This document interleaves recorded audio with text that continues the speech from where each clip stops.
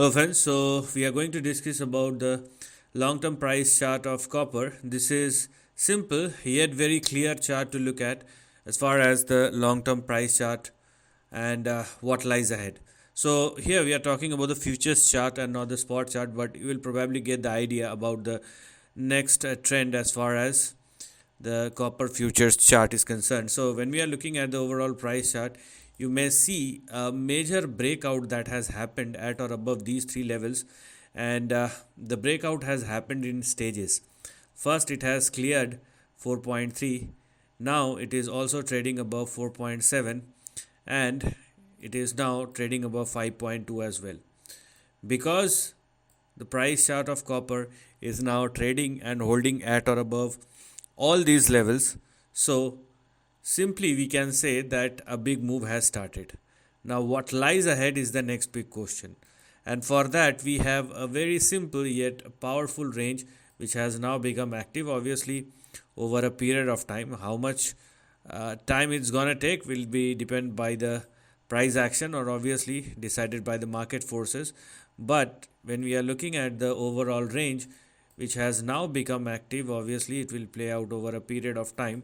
What we are going to look at are these two levels representing the base, and on the upside, if the price chart of copper continue to trade and sustain above 4.3, 4.7, but most importantly above 5.2, then this particular section is something which has now become active. Let me add one more layer. Now you can clearly see the range in between which the price chart of copper is trading. What you need to do, you will simply need to follow the levels, and this is what we have in front of us. So what to expect moving forward if the price chart of copper futures continue to trade and sustain above 5.2, then a move towards or in between 13 and 15 is a very high probability.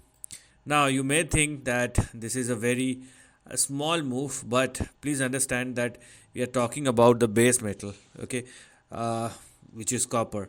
Those who are manufacturing it, they may increase multifold, and the price in the actual market will play in a very different manner. So there are lots of challenges if any base commodity or the raw price or raw material price of anything increases substantially. And what I'm talking about is nearly I would say 100 to 150%. Let me show you. This is nearly 100 and 150% kind of move, which is quite substantial, I would say. This is the end of the video. Thanks for watching.